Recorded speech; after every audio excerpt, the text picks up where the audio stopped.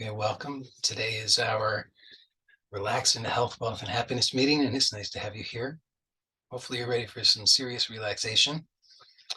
And see if I can, here we go. Sorry, there was a new thing in Zoom that had all kinds of colorful icons, and it was a bit distracting. So we're going to explore this theme of relaxing into health, wealth, and happiness. And as usual, I want to start with a brief exploration, maybe not a brief exploration, we'll see how it is, of our intention. And the intention is really, my intention for this meeting is in the name or the title of the meeting, which is to relax into health, wealth, and happiness. And as I've pointed out recently, it's two sides of this. One is the relax part, and the other is the health, wealth, and happiness. And they go together. It's important because we are whole beings. So we're multidimensional. We're not just flat.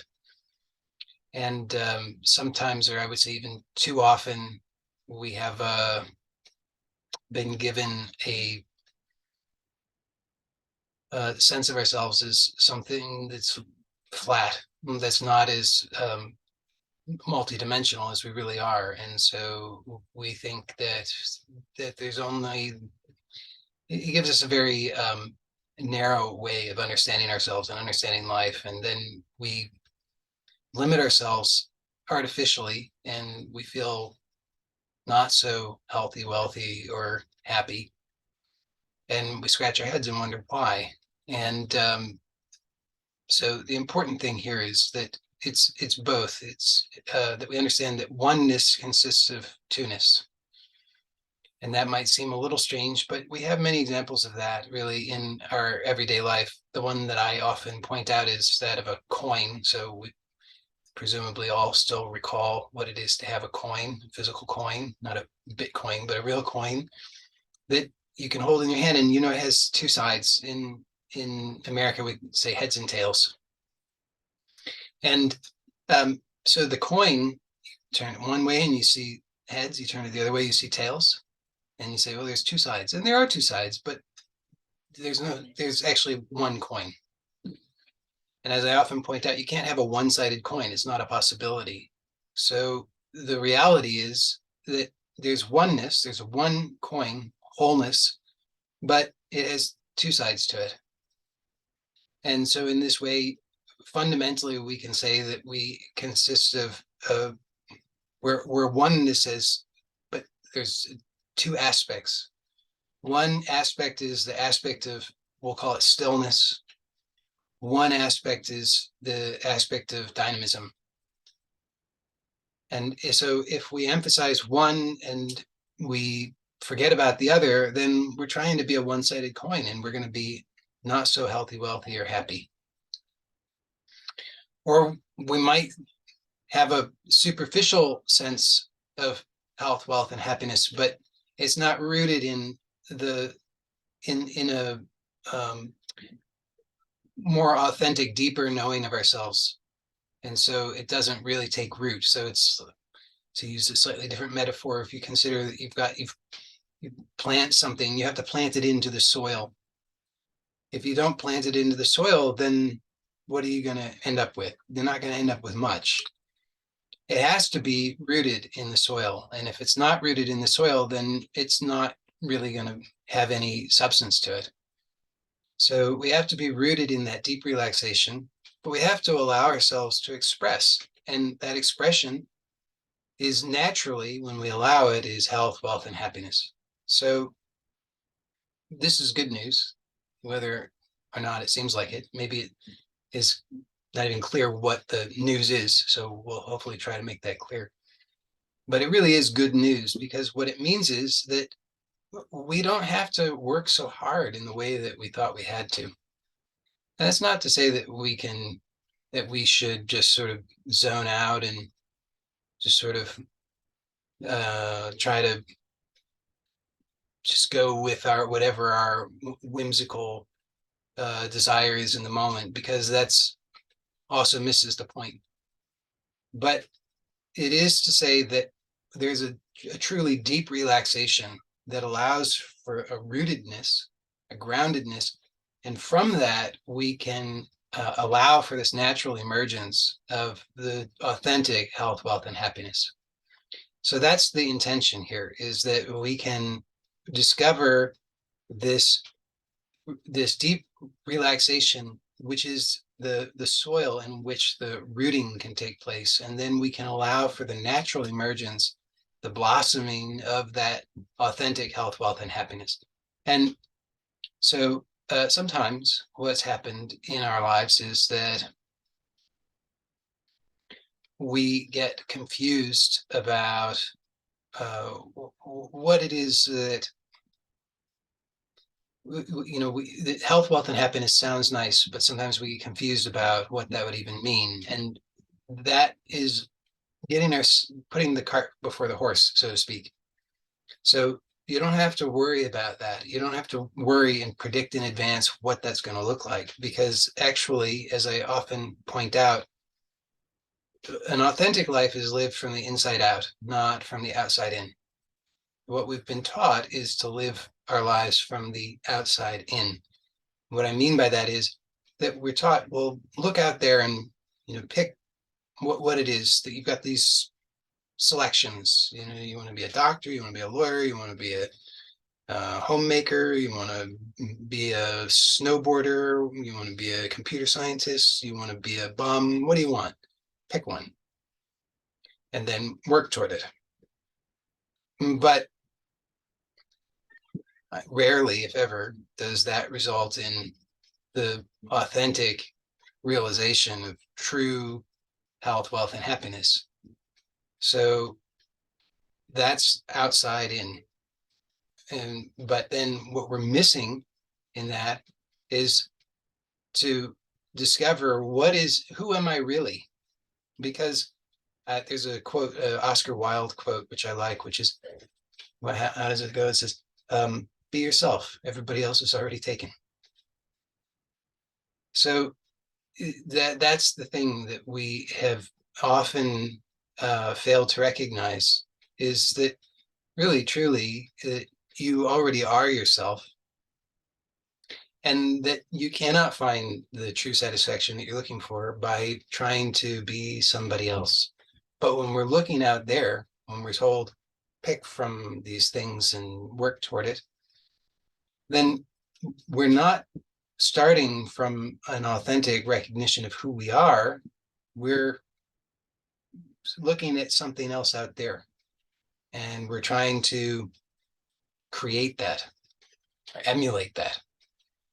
And it just won't be satisfying. It will actually be, ultimately, it will be profoundly dissatisfying, because if you, it's so obvious once you recognize it. As I've already said, you already are you.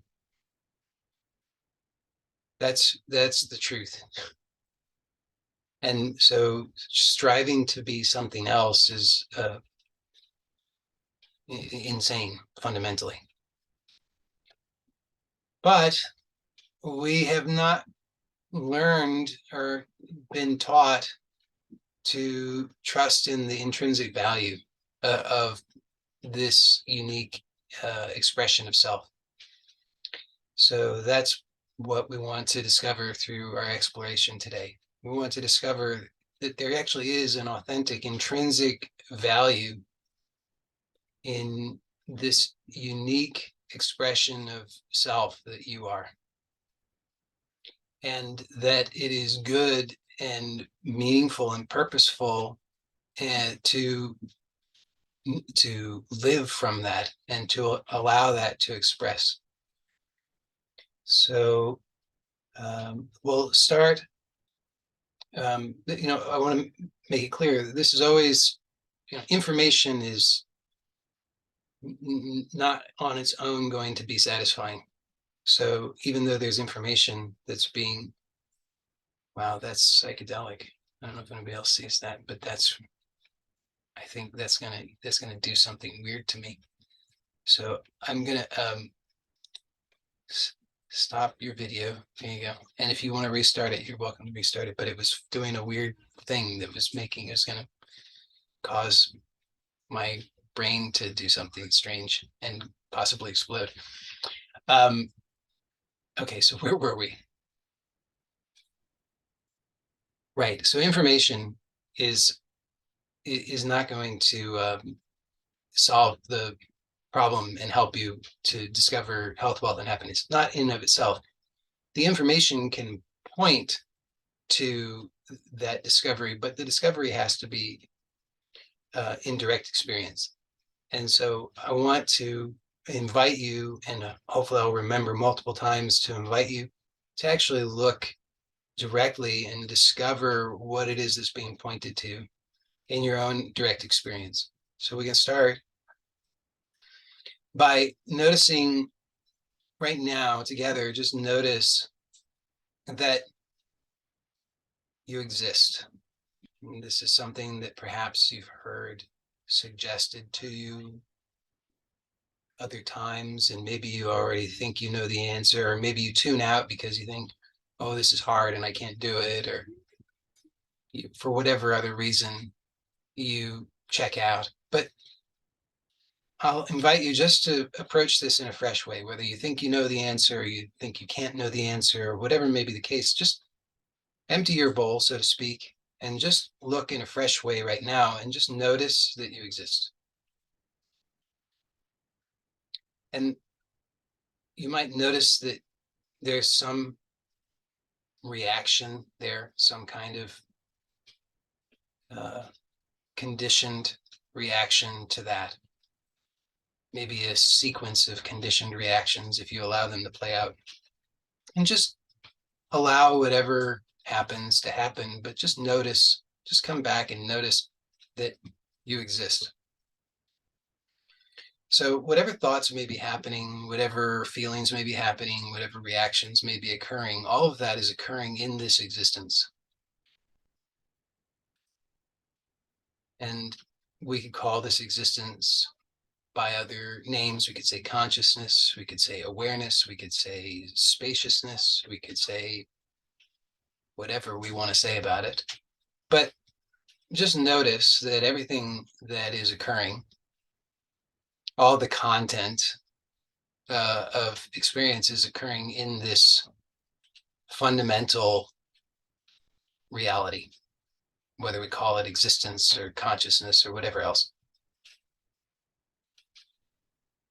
So you can hopefully notice that. It's not hard to notice. I mean, it's actually effortless to notice. It's hard work to jump through hoops to try and convolute it so that you make it difficult for yourself. But if you just relax, you'll notice that, yeah, it's obvious. All of this is happening in existence,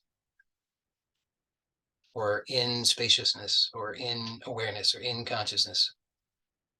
So you can even just omit the bit about your existence. You could just say existence, or your consciousness, just make it consciousness, so that you can just notice, yeah, definitely all of this is occurring in that existence. Now, we don't know what that existence is. We don't know what it's made up of or anything like that. So we're not necessarily objectifying it, but we're just noticing, yeah, definitely all of this is happening fundamentally in existence. And there's nothing that's occurring that's outside of that. Now, this might seem, it could seem like whatever it seems like, I mean, it could seem trivial, it could seem profound, it could seem boring, it could seem difficult, it could seem all kinds of things, but just be willing to play along, okay? And just, if you're willing to play along, then we just go step by step and you'll see something appears. It's like those stereograms where, it's a bunch of dots and it seems chaotic and it doesn't seem like there's any kind of pattern to it. But if you play along and somebody says, just pretend like you're staring through it, just relax and just pretend like you're staring through it. And if you just do that, lo and behold, some kind of pattern emerges and you see, oh, it's a puppy dog with a ball or whatever it is. But so this is a bit like that. Just play along even though your mind might be saying all kinds of things about it. And we'll see what happens, because I'm proposing that something really remarkable will emerge. So we notice that, yeah, all of this is happening in existence. So you just observe, you just see, okay, what is here? Okay, so just notice your experience. See that what it consists of. Their thoughts, images, sensations, various permutations of this, right? So we could give different names and descriptions to those different types of things. We call it memory, call it emotion, call it feeling, call it energy, call it, all these various terms we can use, but just see, it consists of all of these different kinds of things, and all of these things have existence.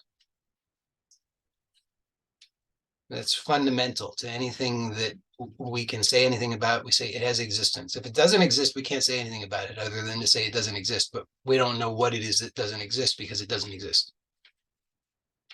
Right? The instant you say what it is that doesn't exist, well, it does exist because you can say what it is that doesn't exist. If you say the dog with the ball doesn't exist, it does exist because you can say that it doesn't exist.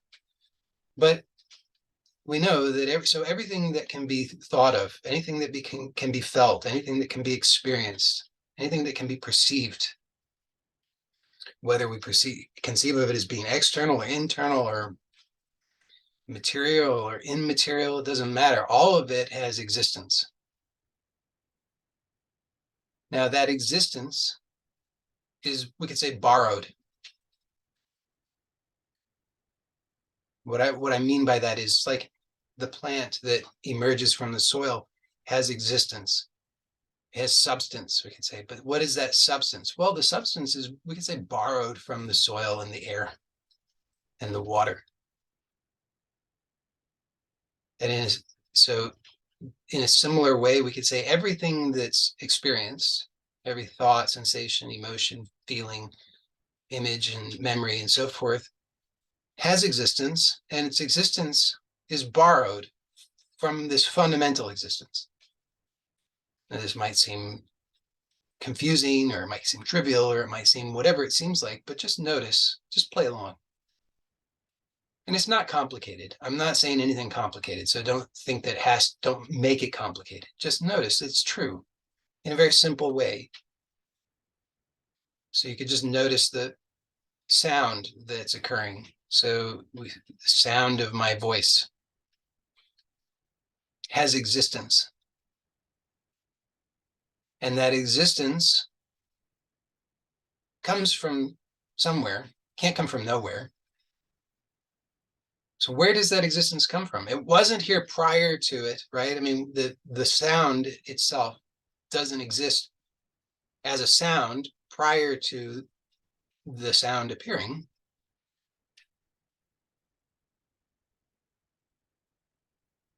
But once it's here, it exists, and then it doesn't exist because it goes away. But once it's here in this moment, when it's present, when it's here, when it's received, heard, then it exists. Prior to that, it didn't exist. Now it exists, then it doesn't exist again. So the existence, which is fundamental to the sound, can't have sound without existence. That existence must be here already, because you can't have something that emerges from nothing. The only thing that could emerge from nothing is nothing. So there's already existence here. The sound borrows that. It's like riding a wave, surfing a wave. If you were to surf a wave, you're borrowing the wave to surf on. You're not surfing, you're not doing the surfing, you're borrowing the wave. Because without the wave, there's no surfing. So in a similar way, the existence is already here. The sound borrows the existence, rides on the existence, emerges from existence, has its being in existence, disappears into existence. So the fundamental thing that's here is the existence. So the sound is one example, the image, the feeling, the sensation, the memory, the identity, anything, all of it, the heartbeat, all of it is, it exists, and that the existence itself is fundamental. The thing that emerges rides on that existence, and fundamentally it is that existence. It's not apart from that existence. So this is something that's true. We can see of all of our experience. So all your experience, and I'm inviting you to notice this directly. And remember, just play along. Just, like, just, it's an experiment. Let's just play along together and see what happens. You don't have to know where we're going. You don't have to know anything about anything. Just play along and we'll see what happens. So just notice that all your experience, just watch your experience and just see that everything that's happening has this, it can be described in this way, to see that it all has existence, and that existence is borrowed from the fundamental underlying existence that's already here. So just watch and see what's happening. There'll be a thought, feeling, memory, whatever it is. The thing appears, it emerges, has its moment, and then dissolves. And in this moment that it's here, it has existence. But the existence is actually already here, underlying everything. So you can start to notice. So it's like now we've got these two sides of the coin. One is the fundamental underlying existence. The other is the dynamic quality in which that existence takes form. So there's the fundamental existence and then the form that takes place. The existence takes shape in these various ways. Okay, so what is the benefit of this? Well, again, we want to come back and recognize that what I'm proposing is that an authentic life is lived from the inside out, not from the outside in. But we're conditioned to have that inverted so that we are largely living from the outside in, which is unsatisfying, dissatisfying, lacks true satisfaction. And that's what we want to change. We're not pleased about that. So we perceive that there's some kind of lack of health, wealth, and happiness, authentic, true, fulfilling health, wealth, and happiness. We desire to discover that authentic health, wealth, and happiness, but because we are conditioned to first seek it outside, we keep running up against this same error, which results in the same dissatisfaction. And I'm saying, okay, but let's look and see what's actually happening. And it might seem so remedial and might be difficult sometimes to be so remedial because we're very advanced in so many ways, but all of our advanced so-called knowledge hasn't really given us what we really long for. So we're just willing to be humble in this moment and be remedial and just look at something that maybe the mind says, this is stupid, this won't help me, but just look at it anyway. It is a fundamental existence. And then everything that occurs in experience emerges from this existence and borrows this existence. It has its being in and as and of this existence. It doesn't consist of anything other than this existence, in fact. Now, this is really actually quite important, because when you see this, then you can realize, oh, that's why living from the outside in doesn't work. Because everything consists of this existence, from which form emerges, and the form is none other than that existence. So it follows a basic pattern, which I've talked about before. It's a fundamental pattern in nature: beginning, middle, end, creation, sustenance, destruction. So it's a fundamental pattern. And again, it seems like, oh, that's so trivial. How on earth could that help me? But play along, see what happens. So we see that everything has that basic pattern. Now, if I'm living from the outside in, what's happening? I'm starting with the thing that's already created, has sustenance, and it's already on its return path to destruction. I'm not in a good position then. I mean, number one, I'm just not in a good position I'm just like grasping at straws, so to speak. So it's just it's not intelligent, it's not efficient, it's not a good position to be in. So on that ground alone, on those grounds alone, we should see that that's unwise to do. Secondarily, though, it's something that, where did it come from? Did it emerge authentically from this unique individuation? Is it truthful to who I am? Probably not. And this is what's happening, is that a lot of the time we live our lives and we have all these desires, and we think we're trying to fulfill those desires, and we think, if I can fulfill those desires, I'm going to get the health, wealth, and happiness that I really want. But those desires, they didn't necessarily emerge authentically from this unique individuation of the self. Where did they come from? Well, you look and see, you borrowed them from your parents, from your grandparents, from your neighbor, from your spouse, from your children, from your employer, from your religion, from your community, from whatever.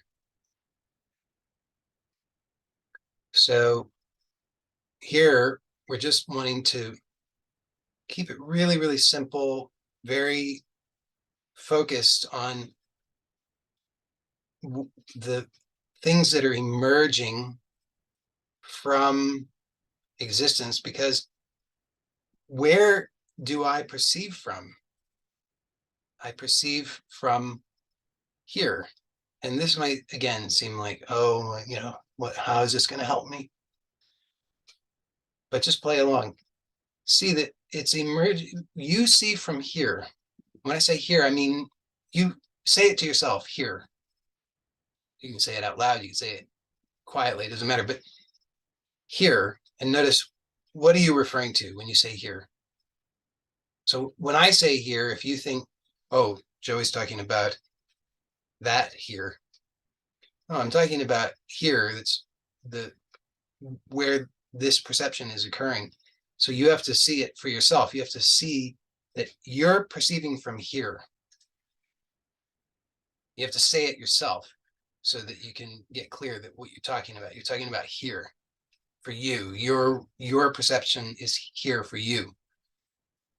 And what could be any more intimate? What could be any more authentic to you other than here? Because you know that you are here. You know, if like Somebody else is somewhere else, but you're here. So if you want to know who you are, what is yours, what's authentic to you, what's true for you, you have to look and tell the truth from here, because from here is what is emerging from the self, from the unique expression of self that you are. So that's the point here, is that you look and notice here, not there. If you're looking there, you're looking at somebody else. You look here, you're discovering the self, the unique expression of self that you are. So just notice that all the experience is emerging here. And then you can know that all of what's emerging here is emerging from the self. So if you're, again, I know I'm repeating myself, but it's such an important point. If you're looking there, if you're looking outside and not here, then you're not discovering yourself, you're discovering something else. And while that might be possibly interesting or curious, I don't know, it's not likely to result in true satisfaction, true health, wealth, and happiness. Because true health, wealth, and happiness cannot be given to you by anybody else. It can't be defined for you by anybody else. Because if we say, well, come on, Joey, that's ridiculous. Surely true wealth can be defined by somebody else. Are you telling me that if somebody gave you $1 billion, that's not going to be true wealth? Yeah, I'm saying that's not going to be true wealth, because wealth has to be it has to be experienced by you. So the truth of wealth for you can only be known by you, and that has to emerge from here. Cannot be defined outside. This is just one example of this. It's one of those bits of trivia that's pointed out sometimes, is that in the United States, at least, I don't know about elsewhere, but in the United States, these state lotteries. And so people they buy their tickets, and there's a pool of money, and then there's going to be one or more winners, maybe, and they're going to get that portion of that money. Parts of the revenue go to fund programs for the state, obviously. But sometimes these are very large sums of money, millions of dollars, maybe billions of dollars, a lot of money, huge sums of money. And so you might think, oh, well, the people, somebody who wins, $34 million, surely they're gonna be better off. Well, it turns out actually they're usually not. Usually they actually end up worse off. And you might wonder how could that be? Well, it's just the person who couldn't manage $50, they're not going to manage $34 million very well, and so they usually end up having a lot more problems, because if you mismanage $34 million, you end up with bigger problems. So just one example of how external definitions of wealth don't necessarily apply to the individual. So in actuality, true health, wealth, and happiness has to emerge from you here. And I'm just pointing out how you can discover that. And in discovering that, this is it, really. I mean that sincerely. You discover this, and then you stick to it. You have to commit to it. You have to really be willing to actually stay with it and see it through. But if you do so, that's the secret.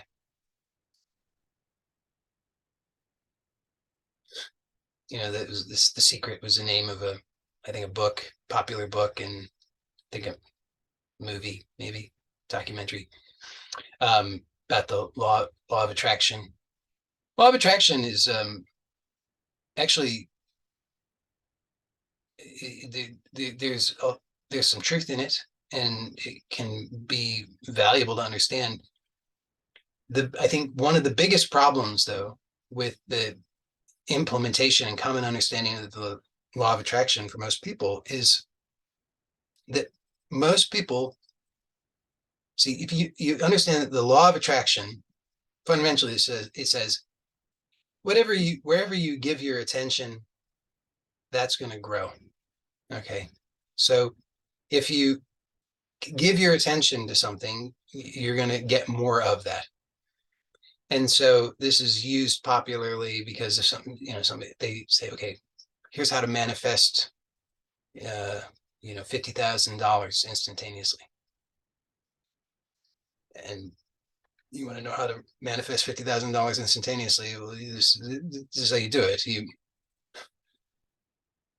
I won't tell you the Steve Martin joke about how to make $1 million and not pay taxes. This is a different one. How to manifest $50 million instantly is you have to know and feel the truth of it. When you know and feel the truth of it, it has to manifest. So that's true. And people use that successfully, but the problem is it's the same problem as the winning the lottery. So great, you can manifest $50,000, but you didn't have clarity necessarily about what you actually wanted. You want health, wealth, and happiness, true, authentic health, wealth, and happiness.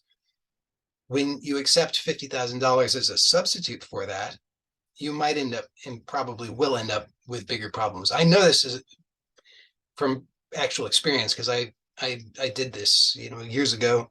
I used these principles and I applied them, and I manifest many things, money in particular. I manifest a lot of money, and holy cow, did I have a lot of problems.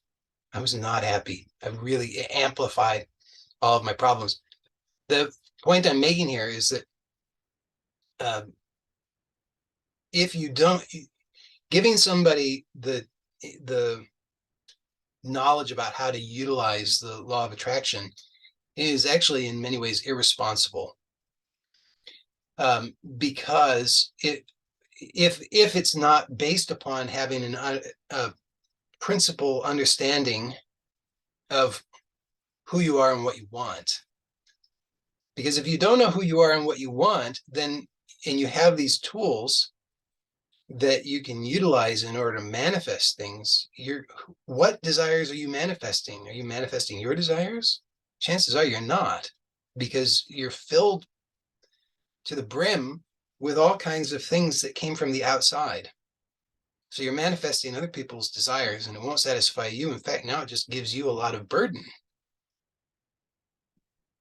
And you might think that's crazy, because you might think, oh, come on, if I manifest $50,000 overnight, I would be happier. I would solve so many of my problems.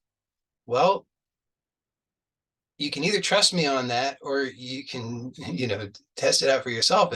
But I wouldn't recommend you test it out for yourself, because if you do, what you're going to find is that you're going to end up with a lot more problems. Not that I'm saying that manifesting $50,000 overnight is always bad. I'm not saying that.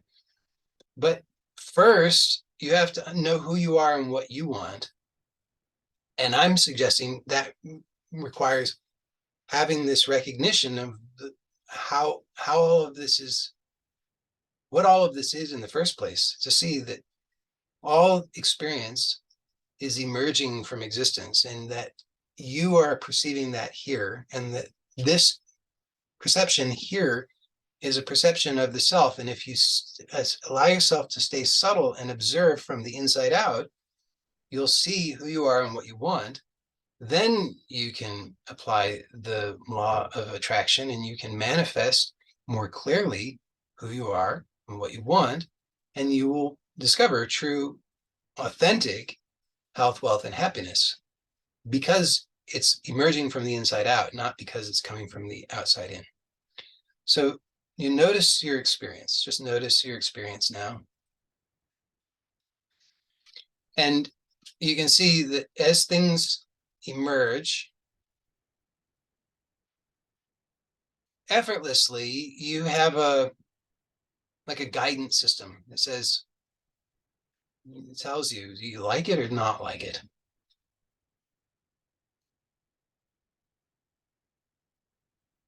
So things are emerging and you like it or you don't like it.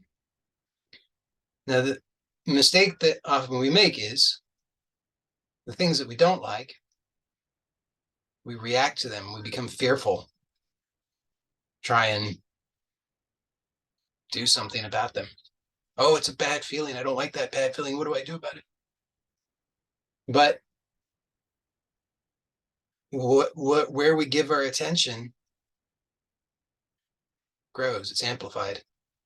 So that's how we create, amplify, augment what we don't want unwittingly. We think that we're trying to like cancel it out, get rid of it, protect ourselves. But actually, what we're doing is we're feeding it. So it grows. But all we need to do actually is just relax. So hence relax into health, wealth, and happiness. And just observe and see, okay, emergent experience. And there's naturally, there's just a simple, effortless feedback system that just says desirable, not desirable, like it, don't like it. Now just test this out. Just watch your experience and just notice that this is true. Just see things emerging effortlessly. There's clearly like it, don't like it. Don't do anything about it. Just watch.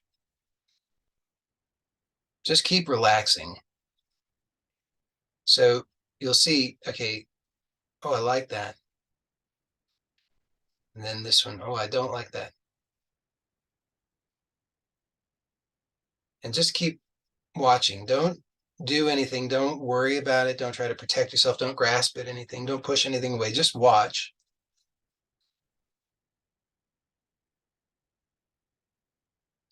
So at this point, we're just wanting to get clear. That's all. Because if we don't have clarity, hopefully I've made that point already. You know, if you don't have clarity about who you are and what you want, then it's not gonna, it's not gonna, it's gonna be very difficult. So we're just watching to see, and hopefully you notice it's effortless. You don't have to work hard at it. So see that it's actually quite nice. The things that you don't like, you don't have to do anything about it. Just watch, just relax. It goes on its own. Because remember, everything has a beginning, a middle, and an end. How long is the middle of it? How long is it sustained? Depends on how much attention and energy is given to it. So if we keep on giving attention and energy to the thing that we don't want, it's going to keep on being sustained. Now, see how that's true in your experience. The things that things you don't want, you give an enormous amount of energy and attention to. Worrying about it, thinking about it, trying to fix it.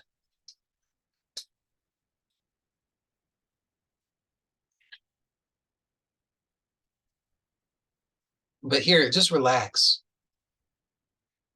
and just see it goes.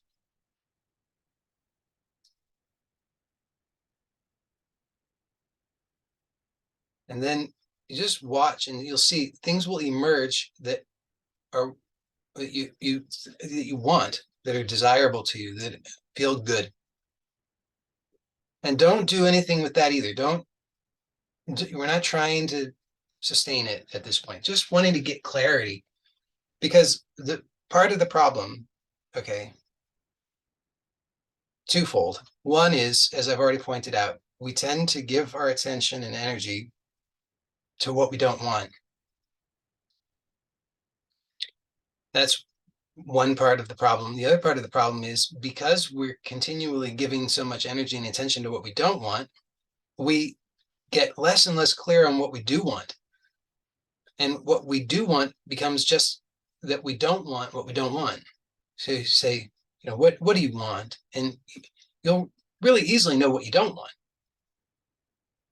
right? You don't want the pain, discomfort, anxiety, fear, stress, worry, all those things, all the things that you're super clear on those things because you give a lot of energy and attention to them. So you're clear on them. I don't want those. Okay, well, what do you want? Well, I want to feel good. I want to be happy. Okay, but what does that mean? What would that be to feel good, to have happy, to be happy? Well, it would mean I wouldn't have the stress and the fear and the anxiety and the worry. But if I say, okay, but can you actually clearly feel, picture, imagine what it is to really actually have that fulfillment of what you want? And chances are it's not so clear. In fact, it can't be, because if it was really clear, then it would already be the case. See that, because back to basic thing, all our experience emerges from this fundamental existence, borrows that existence, has its being in and as and of that existence, does not exist apart from that whatsoever, has no substance apart from that whatsoever.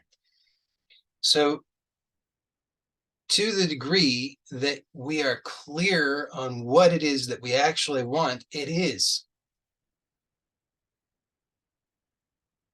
Just watch your experience and see the truth of it. It's that you'll see that you'll get a little, if you start to be curious, well, what do I want? And you start to let that appear, but then it gets interrupted because you quickly go to what you don't want, because you're not familiar and comfortable with what you do want. Then your energy goes to, oh no, not what I don't want, energizing what you don't want.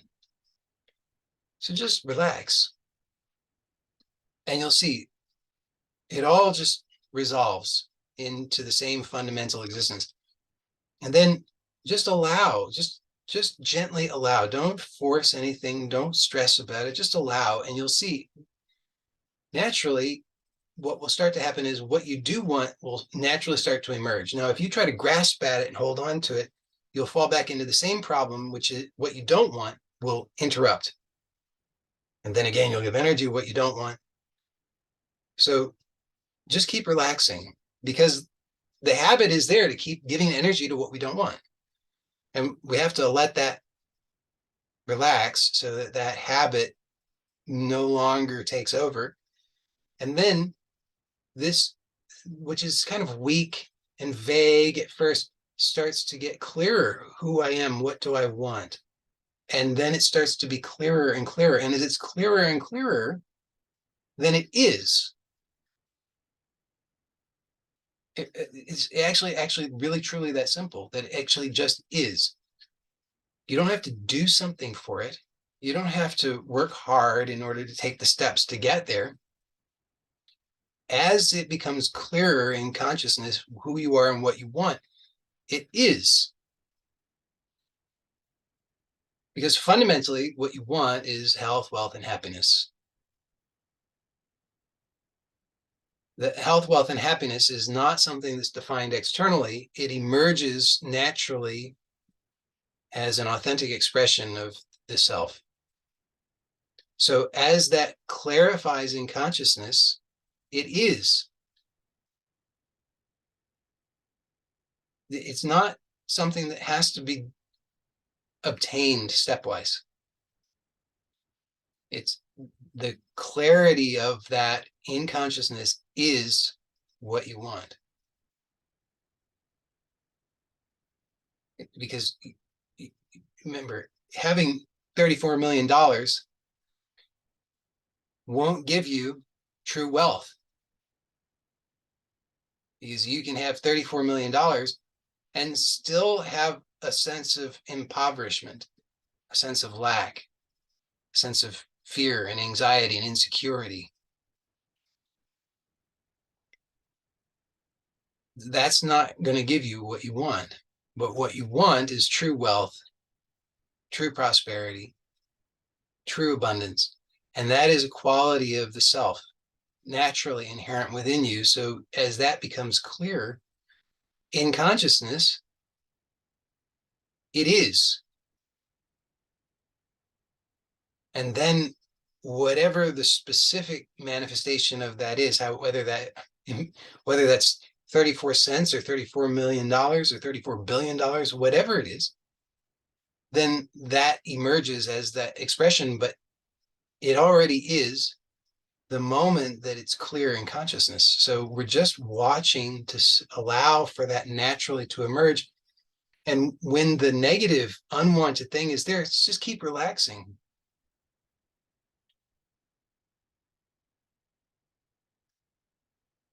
So you start to know, actually, I am well.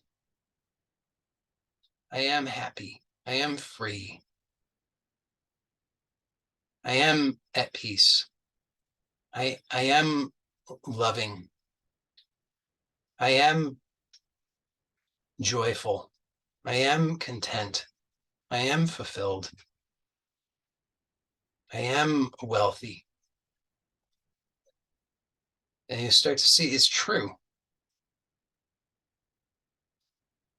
You can't force it, but you can actually start to see that it really is true. And again, at first, gets interrupted by the what you don't want, which is, wait a second, hold on.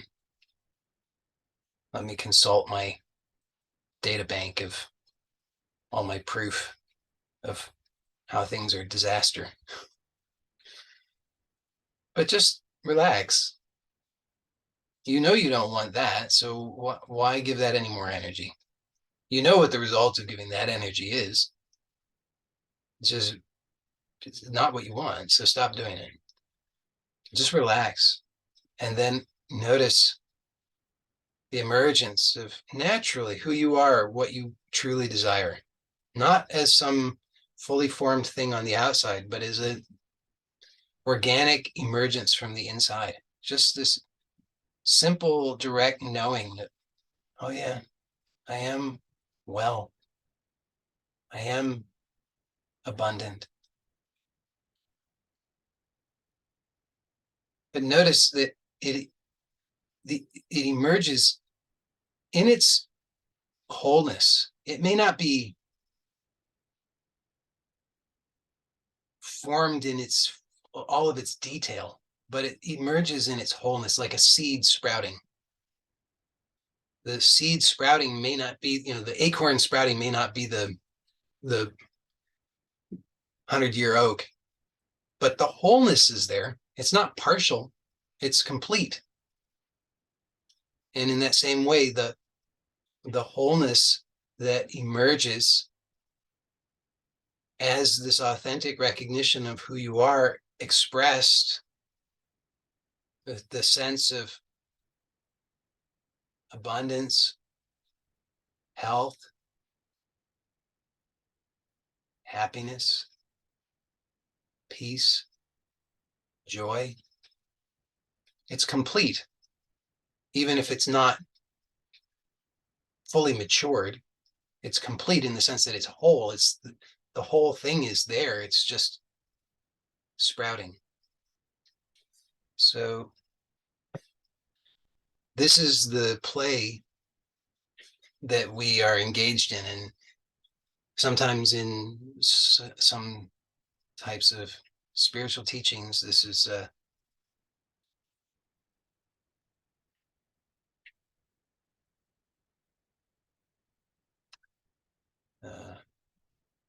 denigrated, I guess. It's, well, it's all illusion, or it doesn't matter. The only thing that's real is